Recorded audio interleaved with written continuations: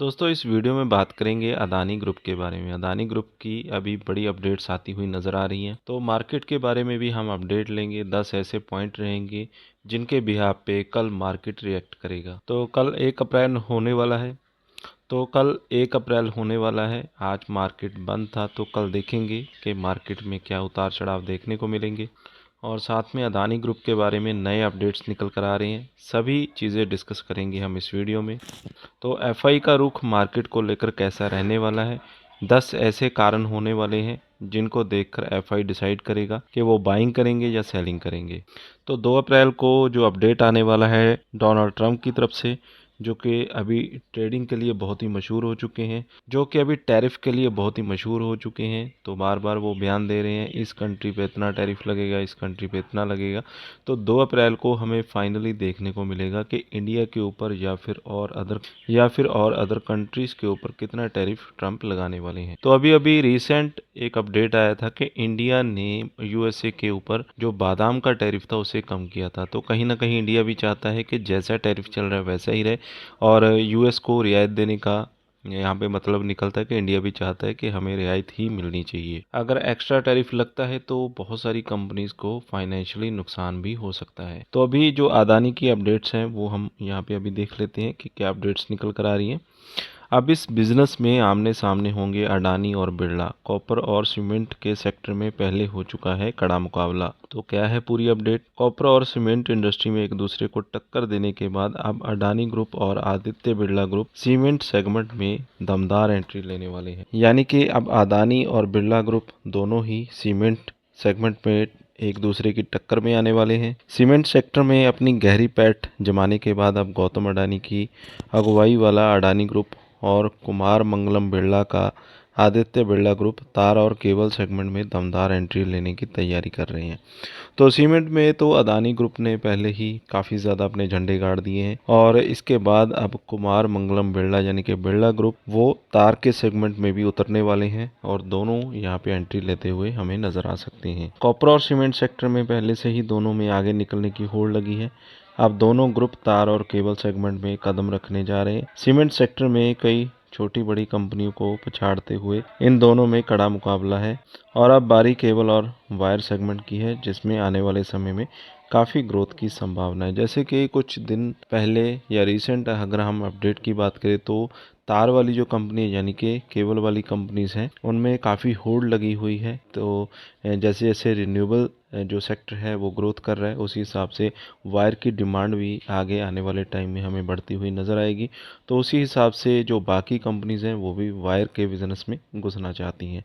तो उसी के रिलेटेड दोनों कंपनी में अभी होड़ लगी हुई है। तार वाले बिज़नेस की अगर हम बात करें तो आने वाले टाइम में काफ़ी ग्रोथ हमें देखने को मिल सकती है। देश के वायर और केबल इंडस्ट्री का रेवेन्यू फाइनेंशियल ईयर 2019 और 2024 में 13% के कंपाउंड एनुअल ग्रोथ के साथ आगे बढ़ा। अब इन दोनों बड़ी कंपनियों के साथ सेगमेंट में कदम रखने के साथ इसमें और भी संभावना कई गुना बढ़ जाएगी। इसका असर शेयर मार्केट में भी देखने को मिलेगा। वायर और केबल सेगमेंट में लिस्टेड कंपनियों के शेयर प्राइस में 19 मार्च के बाद गिरावट आई। इस सेगमेंट की सबसे बड़ी कंपनी पॉलीकैब इंडिया और KEI इंडस्ट्रीज के शेयर की कीमत 20 मार्च को 52 सप्ताह के निचले स्तर पर पहुंच गई। इसी तरह से हेवल्स के शेयर प्राइस में भी 5% तक की गिरावट आई। इसके अगले दिन फिनोलेक्स केबल्स के शेयर में भी 4% तक गिर गए। ब्रोकरेज फर्म जोएम फाइनेंशियल ने अधिक पूंजी वाले निवेशकों के लिए वायर और केबल सेगमेंट को आदर्श बताते हुए कहा कि ये एक ऐसी इंडस्ट्री है जहां किसी भी कंपनी का वायर में 15% से ज़्यादा और केबल में 20% से ज़्यादा हिस्सेदारी नहीं है। इस इंडस्ट्री में छोटी बड़ी कंपनियों की संख्या कुल लगभग 400 है और रेवेन्यू 50 से लेकर 400 करोड़ के बीच में है। ग्लोबल ब्रोकरेज फर्म जेफरीज के मुताबिक भारत में करीब 80,000 करोड़ रुपए की केबल और वायर इंडस्ट्री, 56,000 करोड़ रुपए केबल और 24,000 करोड़ रुपए तार के पास आकर्षक अवसर हैं। तो अभी हम यहाँ पे देख लेते हैं कि कौन से ऐसे 10 पॉइंट हैं जिन पे हमें नज़र रखने की ज़रूरत है, और आने वाले सप्ताह में यानी कि आने वाले ट्रेडिंग वीक में ये काफ़ी ज़्यादा इफेक्ट मार्केट के ऊपर डाल सकते हैं। तो पहला जो पॉइंट है अमेरिकी टैरिफ अपडेट। अप्रैल को ट्रंप प्रशासन अगली टैरिफ का ऐलान करेगा। एनालिस्ट का मानना है टैरिफ सख्त हुए तो ग्लोबल स्तर पर टैरिफ वॉर बढ़ सकता है, जिससे ग्लोबल और अमेरिकी अर्थव्यवस्था प्रभावित होगी। तो जैसा कि 2 अप्रैल को अभी ट्रंप प्रशासन जो है वो फाइनल करेगा कि वो किस कंट्री के ऊपर कितना टैरिफ लगाने वाले हैं।